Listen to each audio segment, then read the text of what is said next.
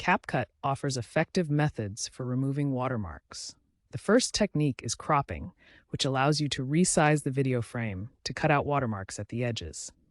This works best for static watermarks, but can alter the video's aspect ratio. The second technique is masking, which involves covering the watermark with shapes or colors. You can feather the edges of the mask for a smoother blend with the background. For advanced removal, CapCut's AI tools like Remove Object can intelligently erase watermarks by analyzing video frames and reconstructing the background. Keyframing is essential for dynamic watermarks that move across the screen.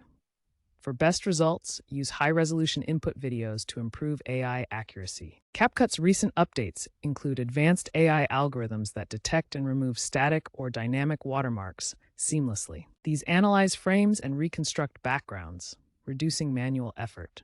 Features like generative fill through AI partnerships replace removed areas with AI-generated content. Precise user input avoids artifacts like blurring. Ethical considerations and copyright law are crucial when removing watermarks. Ensure no infringement on intellectual property rights.